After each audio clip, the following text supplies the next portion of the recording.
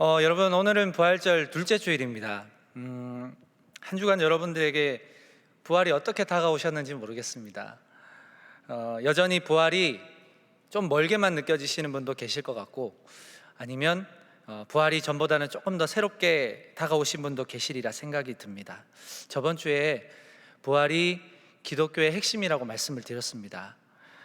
부활이 여러분의 신앙의 핵심으로 자리 잡을 때 이전보다 더 풍성하고 더 깊이 있는 신앙생활이 될 수 있다는 것을 꼭 말씀드리고 싶습니다.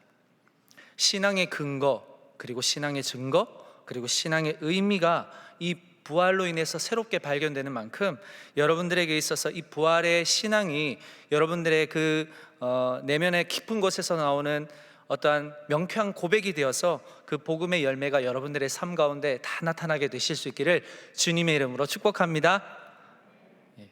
저는 오늘 설교를 준비하다가 문득 이 말씀이 떠올랐습니다. 민수기 23장 19절인데요 우리 자막을 보시면서 한번 같이 읽겠습니다.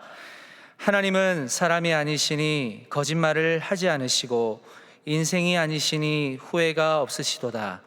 어찌 그 말씀하신 바를 행하지 않으시며 하신 말씀을 실행하지 않으시랴. 아멘.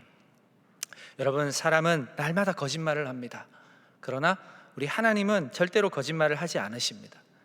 사람은 한정된 인생을 살기 때문에 돌아서면 후회만 남지만 하나님은 인생이 아니시기 때문에 후회가 없으십니다. 하나님의 아들 예수 그리스도께서는 예루살렘에 올라가시기 전에, 다시 말해서 이 하나님의 뜻을 이룰 때가 되신 그 예수님께서는 제자들에게 당신의 죽음과 부활을 예고를 하셨고, 결국 죄인들에게 잡혀서 십자가에 달려 죽으시고 3일 만에 다시 살아나셨습니다. 즉 오늘 읽은 민수기 23장의 말씀처럼 거짓말하지 않으시는 그 하나님이시라는 사실을 증거하셨습니다. 자, 우리는 저번 시간에 부활주의를 통해 저와 여러분의 삶에 이 부활이 어떠한 의미를 가지고 있는가, 이것을 함께 좀 생각을 해봤습니다.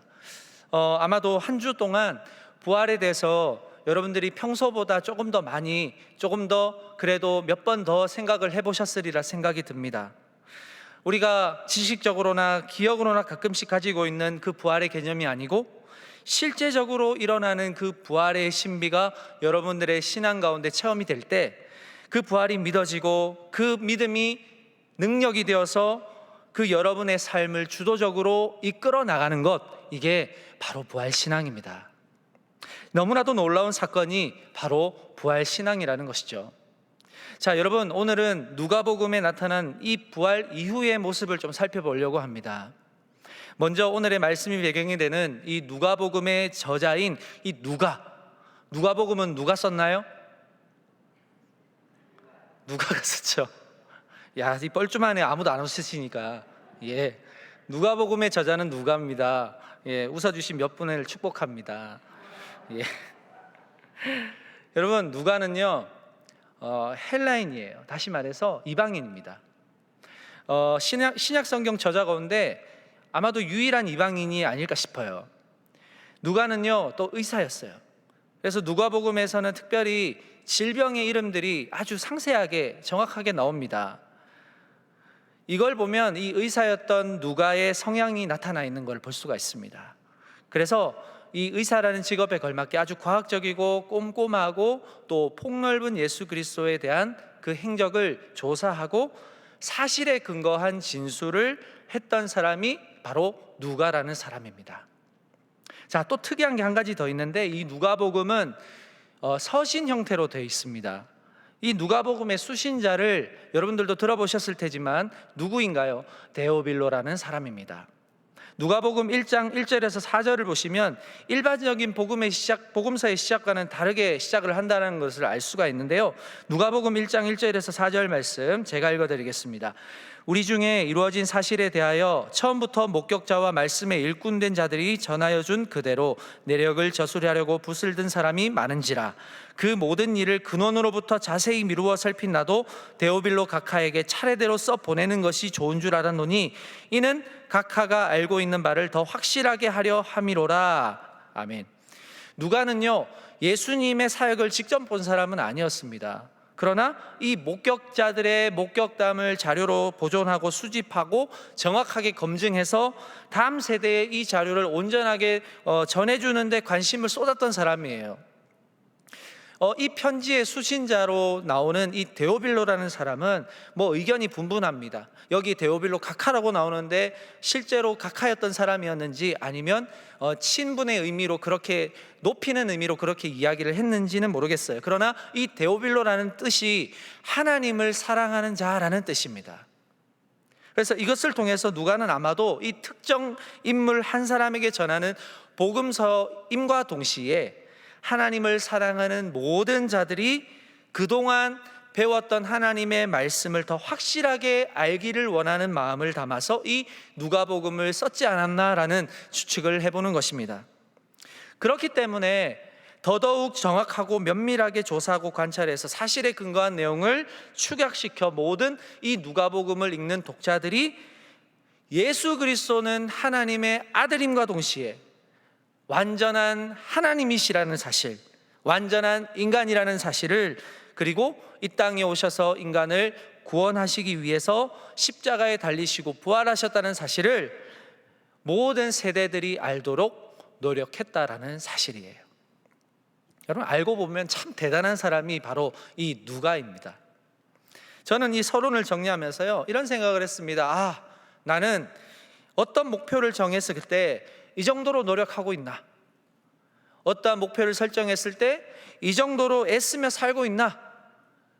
그런 생각을 좀 해보게 되었습니다.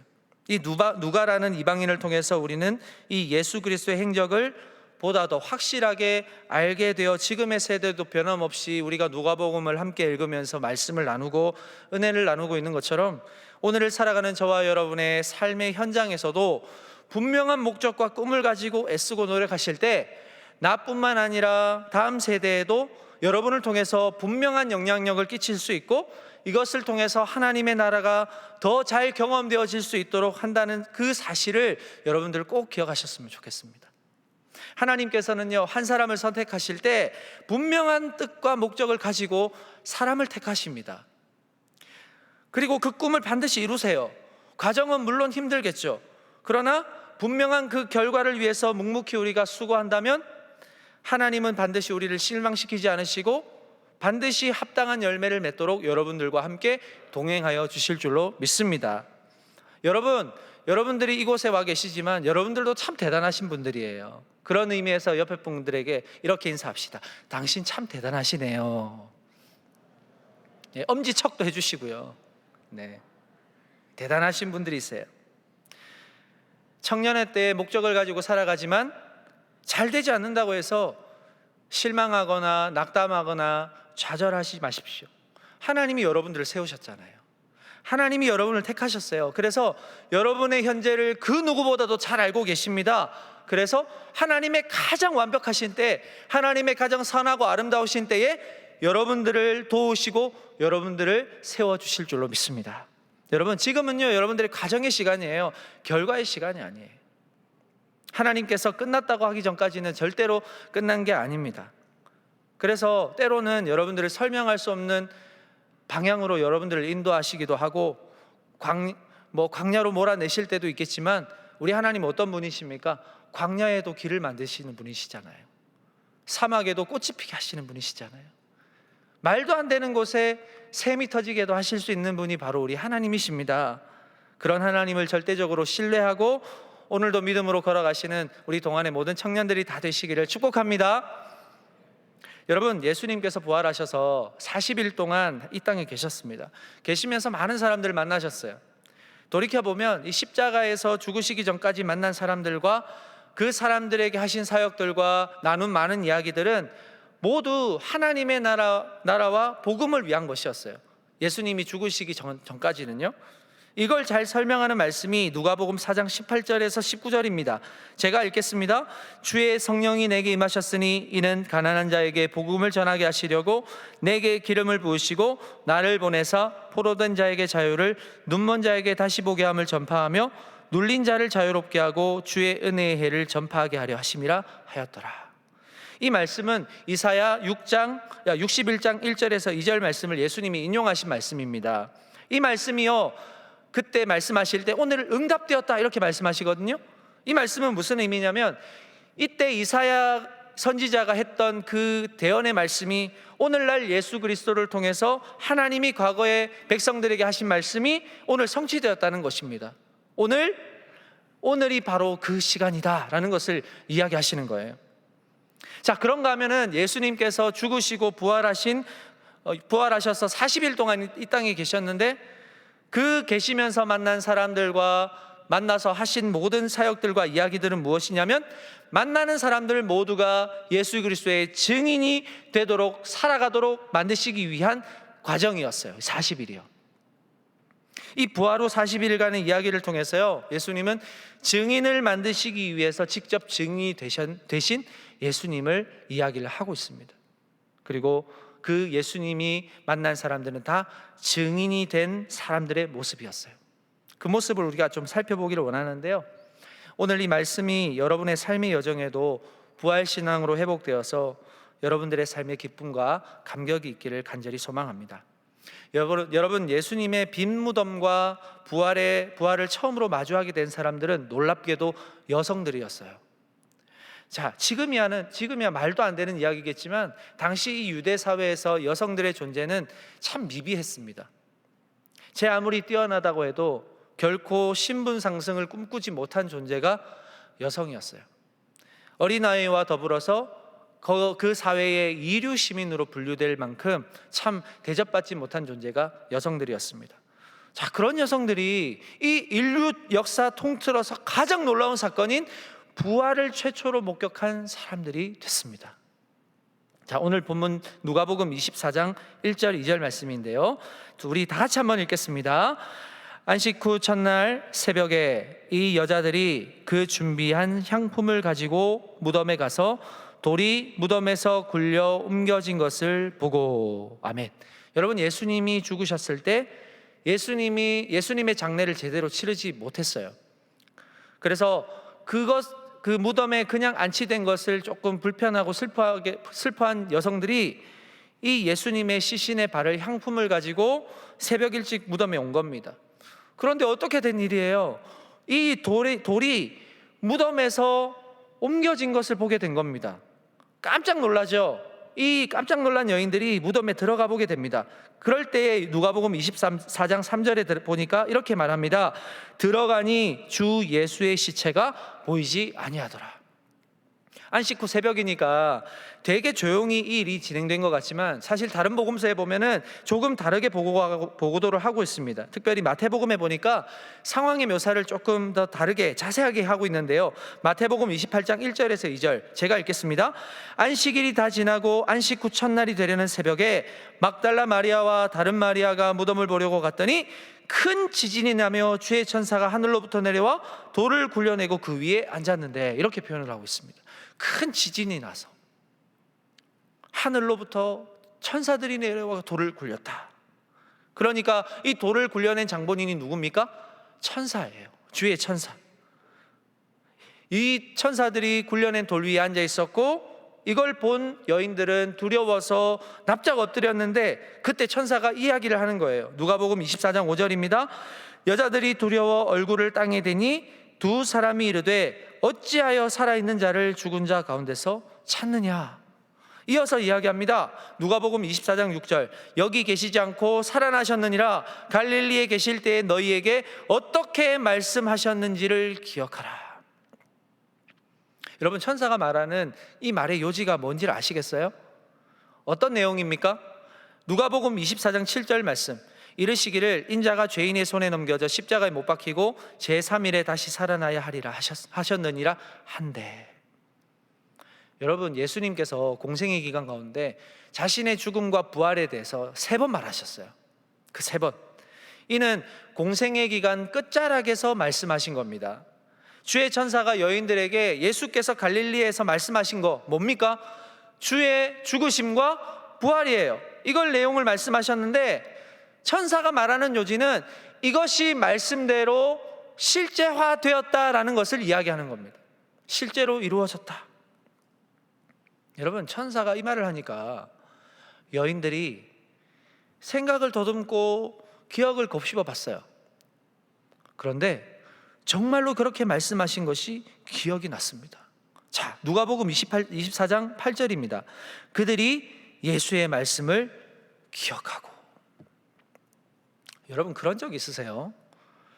여러분의 눈앞에 펼쳐진 어떤 일을 보면서 갑자기 하나님의 말씀이 뇌리에 싹 스쳐간 그런 기억 혹시 경험해 보신 적 있으신가요?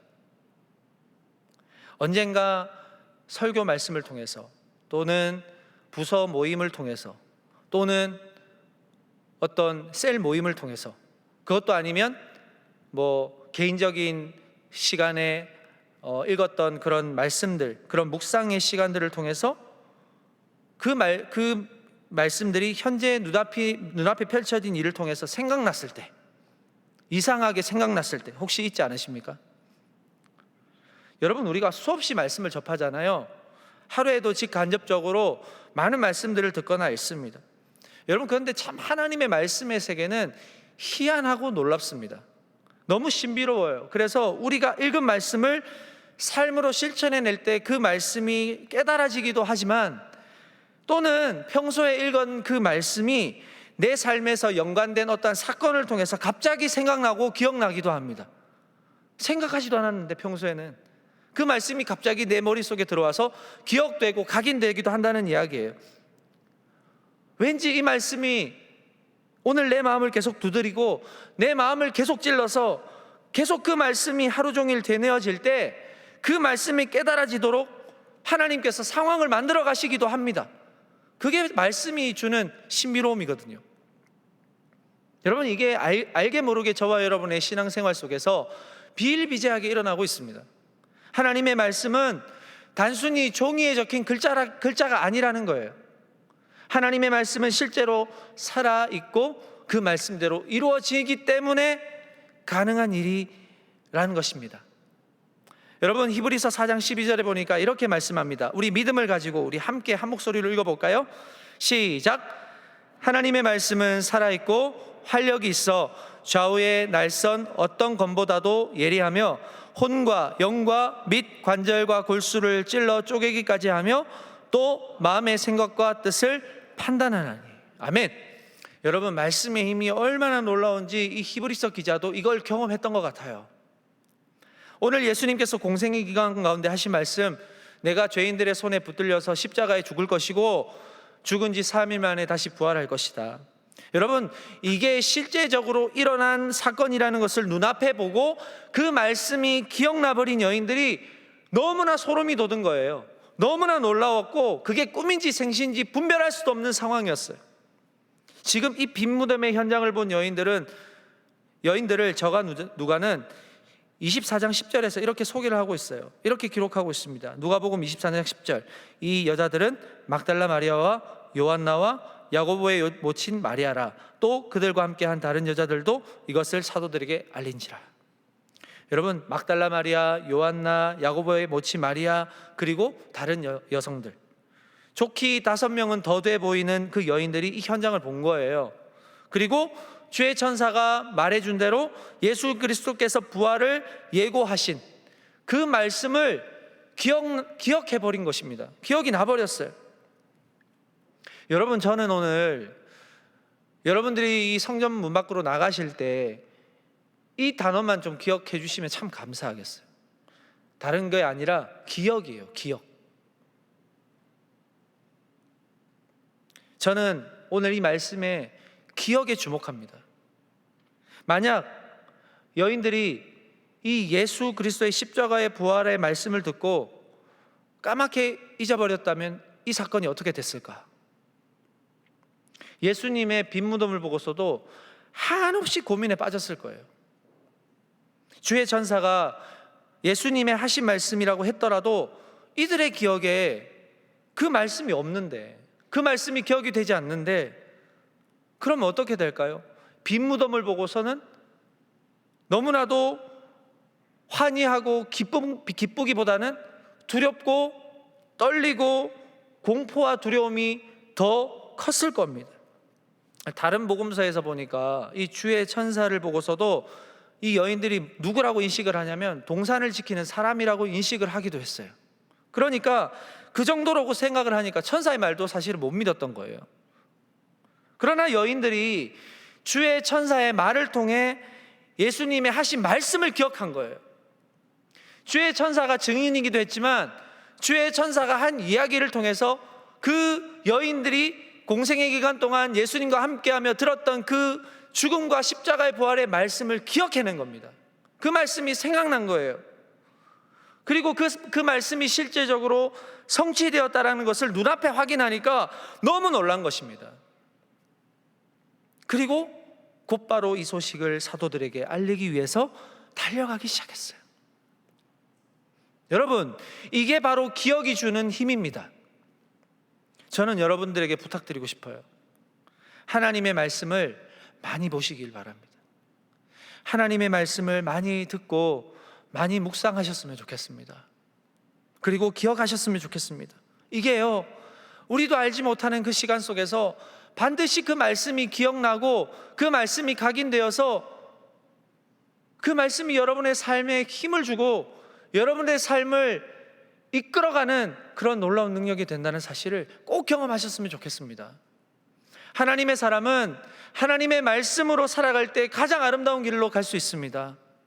오죽하면 말씀에서 시편 119편 105절 말씀에 보니까 이렇게 말하죠. 주의 말씀은 내 발의 등이요 내 길의 빛이니이다.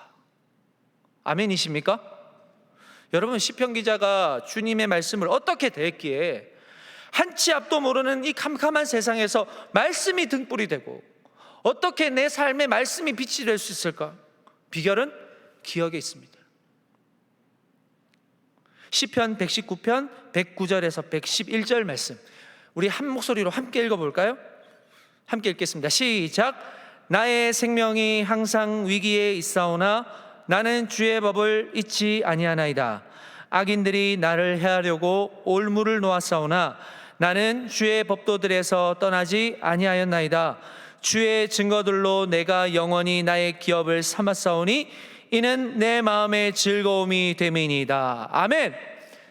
여러분, 핵심이 뭘까요? 이 말씀의 핵심이 뭐예요? 나는 주의 법을 잊지 아니하나이다.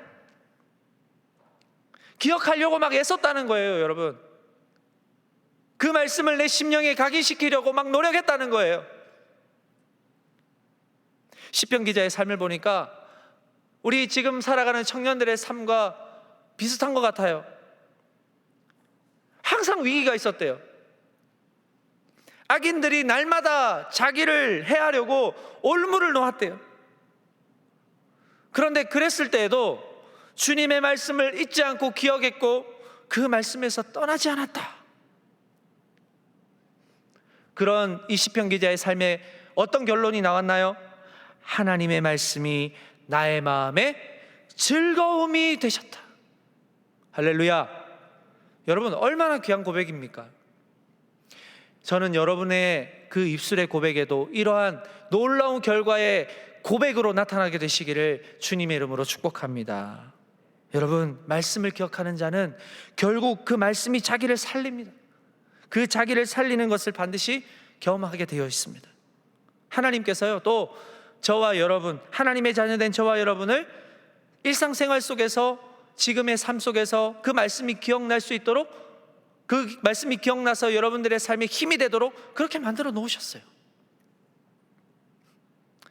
말씀을 기억하기 전에는 이 빈무덤의 여인들에게는 엄청난 충격이었어요. 그래서 이 빈무덤을 그냥 바라본 이 여인들의 상황이 어떤 상황이었냐? 누가복음 24장 3절 4절 이렇게 말합니다. 들어가니 주 예수의 시체가 보이지 아니하더라. 이로 인하여 근심할 때에, 근심하고 있었어요. 예수의 시체가 보이지 않으므로 근심하고 있던 상태, 바로 여인들의 상태였다는 것입니다. 자, 그러나 예수의 부활의 말씀이 기억났을 때 그들은 어떻게 합니까? 누가복음 24장 10절 후반절, 이것을 사도들에게 알리니라. 여러분, 예수님이 없어지셨다고, 무덤에 가보니까 비어 있었다고, 예수의 시체가 보이지 않는다고 어떻게 전전긍긍하면서 이 사도들에게 갔을까요? 아닙니다. 말씀이 기억났어요. 부활할 것이라는 그 말씀이 기억났단 말이에요. 그러면 어떻게 달려갈까요? 너무 기쁜 마음으로, 부활의 확신을 가지고 예수님을 다시 만날 수 있다라는 그런 소망을 가지고 사도들에게 뛰어갔을 거예요. 자, 그런데 예수님의 부활의 말씀을 기억하지 못하는 사도들의 반응이 어떠했을까? 자, 누가복음 24장 11절 말씀. 사도들은 그들의 말이 허탄한 듯이 들려 믿지 아니하나. 자, 이 말씀을요, 표준 세번역으로 이렇게 번역을 하고 있습니다. 우리 다 같이 한번 읽어볼까요? 시작. 그러나 사도들에게는 이 말이 어처구니 없는 말로 들렸으므로 그들은 여자들의 말을 믿지 않았다. 어떤 말로요? 어처구니 없는 말로. 반응이 이렇게 달라도 되는 겁니까? 예수님의 말씀을 기억하는 사람과 기억하지 못하는 사람의 반응이 이렇게 달라도 되는 걸까요? 예수님의 부활의 말씀을 곁에서 3번이나 들었던 제자들, 사도들, 알고 보니 부활을 믿지 않았던 거예요. 부활에 대한 확신이 없었던 거예요. 여러분, 그도 그럴 것이요, 이 예수님이 예루살렘에 올라가실 때 제자들에게 예수님이 부활의 사건을, 부활의 예고를 3번 하셨어요. 그런데 2번째 듣고 있던 이 제자들이 그 상황 속에서 뭘 했냐면, 예수님께서 그 말씀을 하실 때 제자들은 과연 우리 중에 누가 큰가를 놓고 논쟁하고 있었어요. 예수님은 이제 내가 예루살렘으로 올라가면 잡힐 테고 십자가에 죽을 텐데 이제 그 인간적인 고민이 있으셨을까요? 그런 고민으로 가득 차 있을 그때 제자들은 예수님께서 세우실 그 나라, 이제 유대 왕국의 새로운 왕으로 통치하실 예수님, 그 예수님의 오른팔 왼팔은 과연 누가 될 것이냐, 이걸 두고 지금 논쟁까지 벌였다는 거예요. 여러분, 부활이 귀에 들어왔겠습니까? 아마도 지금 이 기쁜 마음으로 달려온 여자들의 말을 믿지 않았던 또 다른 요인은 무엇이었을까요? 그 시대의 여인들의 위치가 낮았기 때문에, 신빙성이 없다고 생각한 겁니다. 에이, 말도 안 되는 소리, 이렇게 생각을 했을 거예요. 근데 그때 한 사람, 베드로가 이 사실 확인을 위해서 무덤으로 가죠. 누가복음 24장 12절입니다. 베드로는 일어나 무덤에 달려가서 구부려 들어가 보니 세마포만 보이는지라 그 된 일을 놀랍게 여기며 집으로 돌아가니라. 여인들의 말대로 무덤은 열려 있었고 예수님의 시체는 보이지 않았습니다. 베드로도 적잖게 놀랐죠. 자, 여기서 베드로가 예수님의 말씀을 깨달았다고 볼 수 있을까요? 그렇다고 볼 수 없는 게, 요한복음에서 이 베드로는 낙심합니다. 낙심한 채 고향인 갈릴리로 돌아가서 뭘 잡아요? 고기 잡죠. 고기 잡고 있었다는 기록이 나옵니다. 여전히 베드로는 빈 무덤을 보고서도 예수님의 말씀을 기억하지 못하신 게 아닐까 생각해 봅니다. 기억을 했더라도 보지 못하니 믿지 못하는 단계가 아니었을까, 이런 생각을 해보는 거예요. 여러분, 오늘 제가 여러분들에게 성전을 나갈 때 한 단어만 좀 기억했으면 좋겠다고 말씀드리긴 뭡니까? 기억입니다. 기억. 오늘 여인들이 예수님의 부활을 깨달을 수 있었던 궁극적인 이유가 말씀을 기억했기 때문입니다. 기억한다는 건 너무 중요합니다. 특히나 하나님의 자녀가 이 세상 가운데 말씀을 기억하며 살아간다는 건 더더욱 중요합니다. 기억은 깨달음을 주죠. 깨달음은 확신을 주죠. 확신은 믿음, 소망을 주고, 소망은 우리를 살아가게 하는 힘을 줍니다. 여러분이 듣고 계시는 수많은 말씀들이 여러분들이 살아가는 어느 삶의 한순간 가운데 기억되어서 여러분의 삶을 주도하는 빛이 될 수 있습니다. 아니요, 반드시 빛이 됩니다. 예수님의 부활을 기억으로 깨달은 여인들은요, 그때가 아마 자신들의 그 삶의 완전한 전환을 가져다 준 계기가 아닐까 생각을 합니다. 그래서 일생을 그 부활의 사건을 기억하면서 예수 그리스도의 증인으로 담대하게 살아갔던 여인들이 아닐까요? 사랑하는 동안의 청년 여러분, 여러분들에게 반드시 하나님의 말씀은 빛이 된다는 것을 기억하십시오. 어려운 상황에서도 꼭 말씀을 잊지 마시고 그 말씀 가까이에 계셔서 말씀이 주도하는 삶, 결국 말씀으로 인해서 즐거워지는 그런 삶을 경험하시는 여러분들이 되실 수 있기를 간절히 소망합니다. 여러분, 어려울수록요, 위기에 직면할수록 어떤 자들이 승리할까요? 말씀을 기억하는 자가 승리합니다. 말씀을 붙드는 자가 결국 이기게 될 것입니다. 사랑하는 여러분, 말씀 앞에 서시기 바랍니다. 말씀이 여러분의 삶을 주도합니다. 꼭 기억하셔서 이번 한 주간 여러분의 삶에 그 기억이, 말씀에 대한 기억이 여러분들의 삶을 이끌어가서 여러분들의 삶이 이전과는 다른 대반전이 경험되어지는 그런 은혜가 여러분 이번 한 주간 꼭 경험될 수 있기를 주님의 이름으로 간절히 소망합니다. 기도하겠습니다. 말씀을 기억하는 자, 그 말씀을 깨달은 자에게 놀라운 부활의 확신을 주시는 하나님, 오늘 우리가 기억해야 하는 것은 우리의 허물어진 과거가 아니라, 우리의 나약한 현재가 아니라 나도 모르게 잊어버린 말씀이라는 것을 다시 일깨워 주시니 감사합니다. 절망과 슬픔 가운데서도 말씀을 기억하였을 때, 말씀을 떠나지 않았을 때, 절망에서 소망으로, 패배와 낙심에서 승리와 기쁨으로 대반전을 경험한 여인들처럼 오늘 우리의 삶에도 하나님께서 예비해 놓으신 그 승리의 대반전이 말씀에 있음을 알고 그 말씀 붙잡고 오늘을 살아가는 동안의 모든 청년들의 삶이 되게 하여 주옵소서. 생명의 말씀 되시는 예수님의 이름으로 기도합니다. 아멘.